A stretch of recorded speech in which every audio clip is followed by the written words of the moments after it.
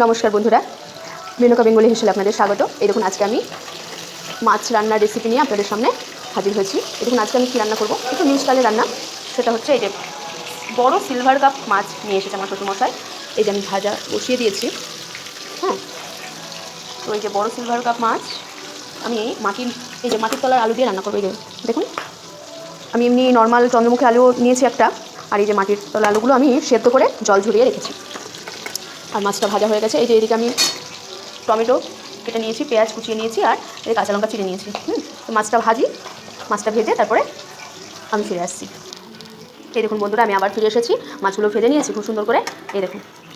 তো এবার আমি তেলটা গরমই আছে, এবার আমি আলুগুলো না একদম ছাকা তেলে ভেজে নেবো সুন্দর করে।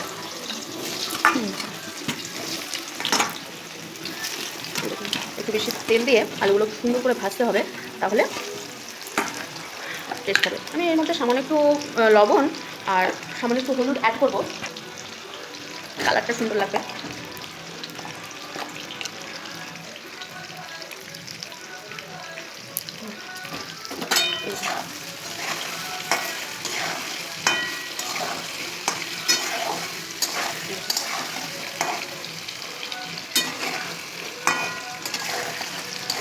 এই মাটির তলার আলু দিয়ে কিন্তু অনেক মাছ রান্না করা যায়, যেমন শোল মাছ, বোয়াল মাছ, এগুলো খুব ভালো হয়। তো আমি এই নতুন এটা আমি আমার শাশুড়ির কাছ থেকে শিখেছি যে এই যে সিলভার কাপ মাছ, বড় সিলভার কাপ, তাই বলে ছোটো সিলভার কাপ মাছ দিই।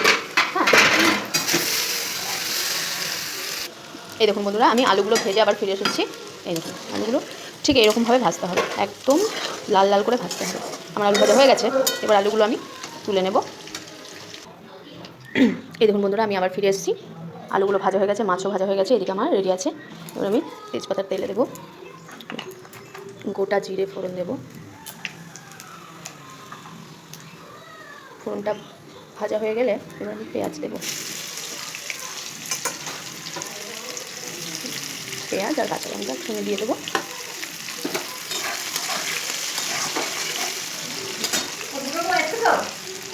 একটু লবণ দিয়ে দিলাম,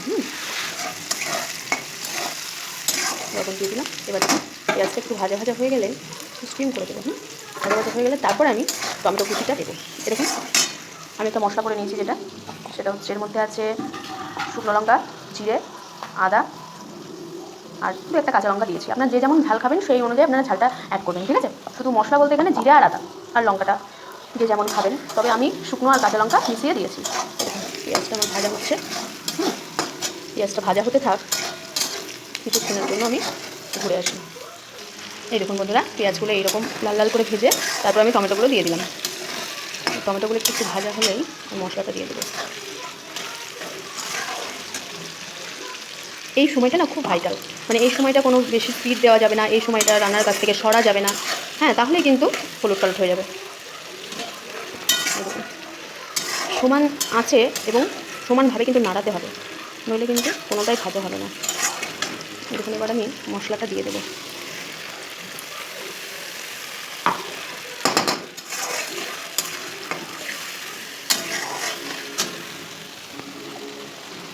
মশলাটা দিয়ে দিলাম, দিয়ে এবার আমি একটু ঢাকা দিয়ে রাখবো 2 মিনিট মতো, তারপরে আমি আসছি। এই দেখুন আমি রান্নাটা নিয়ে আবার ফিরে এসেছি। এই দেখুন মশলাটা আমার কীরকম হয়েছে, দেখুন দেখেছেন তেল ছেড়ে আসছে। এবার আমি না আলুগুলো দিয়ে দেবো, আলুগুলো দিয়ে একটু ভালো করে কষিয়ে নেব। যে আলুগুলো আমি ভেজে রেখেছিলাম এগুলো দিয়ে দেবো। দেখুন একটা কথা বলি, যেটা হচ্ছে যে কোনো রান্না আপনি যদি একটু টেস্ট করতে চান, হ্যাঁ, তাহলে কিন্তু একটু তেল দিয়ে কষাতেই হবে। কেউ যদি বলে যে কম তেলে রান্না, ঠিক আছে, কম তেলে রান্না অবশ্যই করা যায়, কিন্তু সেই টেস্টটা কিন্তু আসে না। কম তেলে হয় রেগুলার, কিন্তু আমাদের বাড়িতে বিশেষ করে আমার শ্বশুরমশাই কম তেলে রান্না একদমই পছন্দ করে না। হ্যাঁ, ভালো করে ভেজে কষিয়ে না রান্না করলে ওনার পছন্দ হয় না, এই জন্য আমার রেগুলার এইরকমভাবেই করতে হয়। ওনারা আগেকার দিনের মানুষ, ওনাদের হজমের কোনো সমস্যা তো হয়ই না। আমি যদি কোনো দিন কম তেল মশলা দিয়ে রান্না করি তাহলে বলবো কি আমার আজকে খাবার হজম হয়নি। তো এই দেখুন মশলাটা আমি এইভাবে কষিয়ে নিচ্ছি, স্টিম করে কষাবো। স্টিম করে আবার আমি ঢাকা দিয়ে দেবো। রান্না জিনিসটা না তাড়াহুড়ো হয় না। এই দেখুন বন্ধুরা, আমার আলুটা দিয়ে মশলা খুব ভালোভাবে মিশে গেছে মশলাটা আলুর সঙ্গে, আর আমার কষানো হয়ে গেছে। এবার আমি জল দেবো। আমি যেহেতু গরম জল ইউজ করছি, হ্যাঁ আমি বলেছি আপনাদের প্রত্যেকটা রান্নায় আমি গরম জল ইউজ করি। এই দেখুন জলটা দিয়েছি, এবার আমি মাছটা ছেড়ে দেবো সঙ্গে সঙ্গে, কারণ আমি এটা তো ঠান্ডা জল দিইনি, যেহেতু গরম জল দিয়েছি সেহেতু আমি মাছটা সঙ্গে সঙ্গে ছেড়ে দেবো।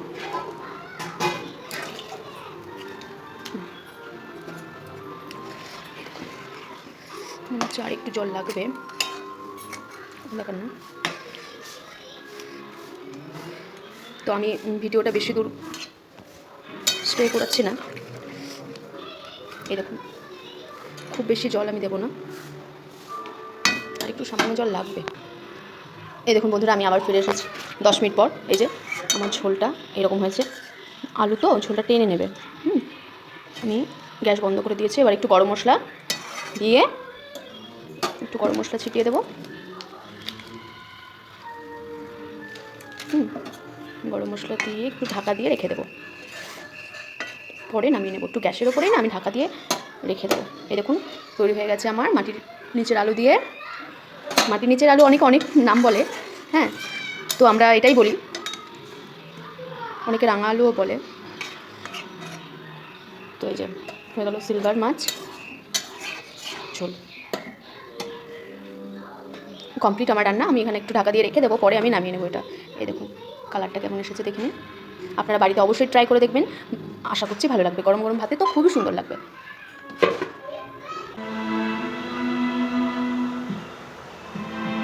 দেখুন বন্ধুরা, আমি আবার ফিরে এসেছি, ঢাকা দিয়ে রেখে দিয়েছিলাম। এই যে ঝোলটা নামিয়ে নিয়েছে, দেখুন আমার মাছের ঝোলটা ঠিক এই রকম হয়েছে।